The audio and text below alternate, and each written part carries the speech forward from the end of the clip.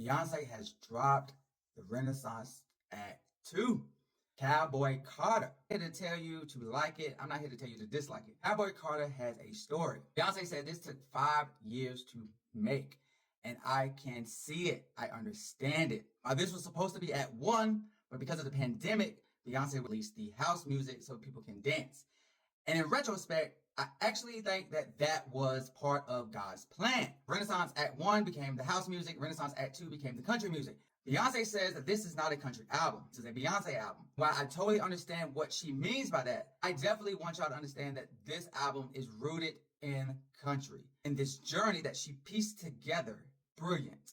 I'm not saying every song on this album is a hit. I'm not saying that this is the best thing since sliced bread. But what I do want to say is that the attention to detail that went into this album from Beyonce and her team is immaculate. I'm going to break it down for you. So stay with me. Stay with your boy EJ. It might be a little lengthy. It might be a little bland, but it's going to be informative. So this is the Renaissance Act 2 Cowboy Carter album review. There's a story in this album. There's a story to be told. American Requiem kicks off the album. If you listen to these lyrics, Beyonce basically says, society says she was country. Then when she tried to be country, she wasn't country enough.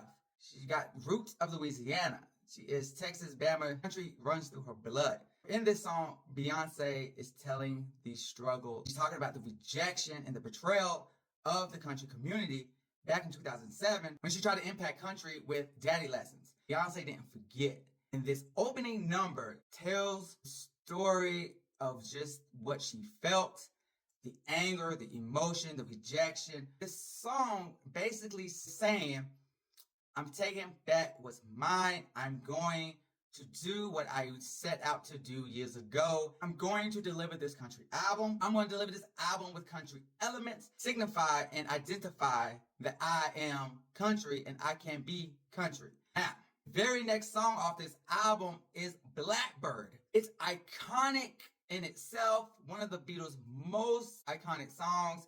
The fact that it's the very next song. This song was talking about the civil rights and the movements and stuff. This is a civil rights movement almost for Beyonce and for Black female country artists to take back and identify that they can be a part of this genre. They have something to say and they shouldn't be rejected. He brings Tanner into this. Now, Tanner released an album last year, Vocal Bunny. It has yet to impact country music. That's what Beyonce's talking about.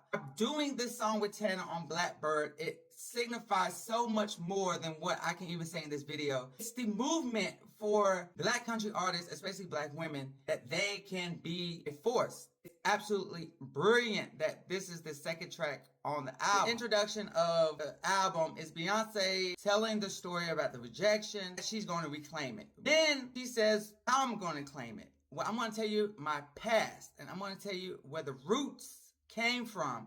And 16 Carriages is that song that talks about her father and the life that she knew as a child and the strength that she gained, which goes right into Protector, featuring Rumi.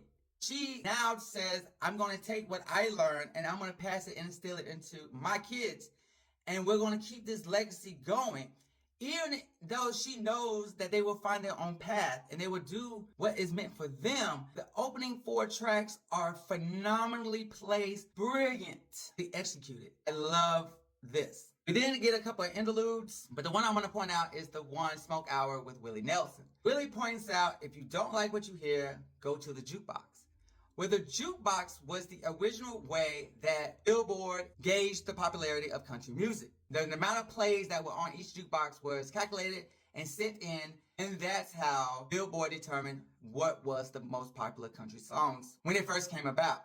And it might not even resonate with most people, but after he's talking about going to the jukebox, Beyonce gives you the most country dance hall, 2-step line dance song of the entire album. Texas Hold'em, her #1 single, and a phenomenal introduction into what this album was going to be, and it's placed just right.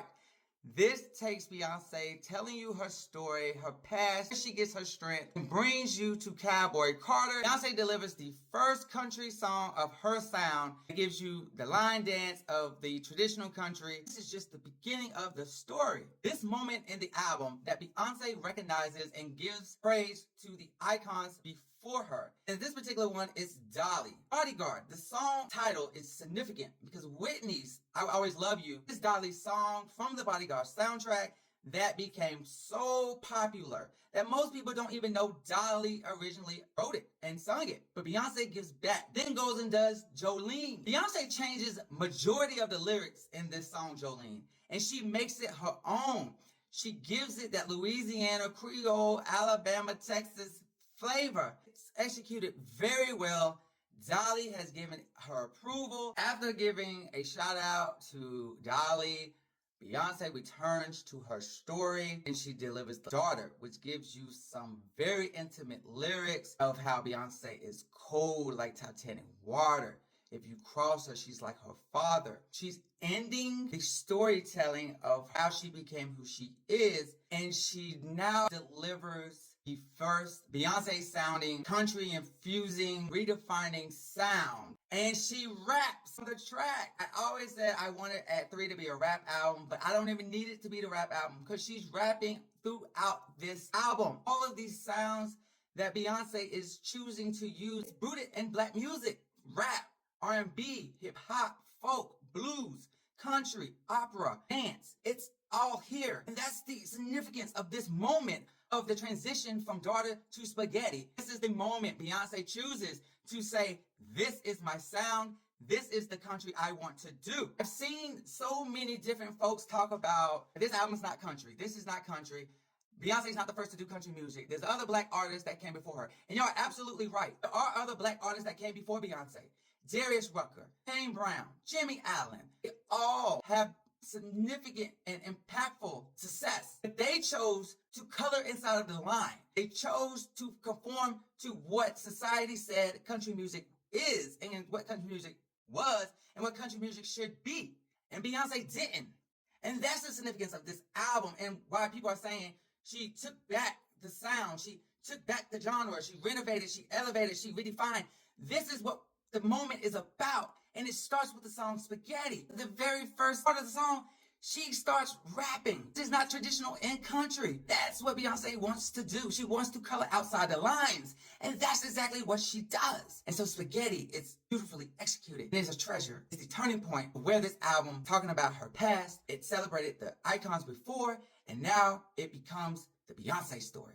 And Beyonce begins her journey with Cowboy Carter. Spaghetti gives you this iconic mix of so many different elements. She dials it back and she gives you alligator tears. Only gives you the banjo, Louisiana flavor that black rooted and not traditionally heard in the mainstream country that we get today. Beyonce resonates with this sound because it's often rejected as country or as mainstream country, doesn't find success among the country community. Going back to Billboard and the history of after the jukebox, Billboard used radio to determine most popular country songs of the week. Then we see Nellie Wilson come back for a second interlude. Willie Nelson on this interlude says that sometimes you don't know what you like until someone you trust turns you on to some good shit.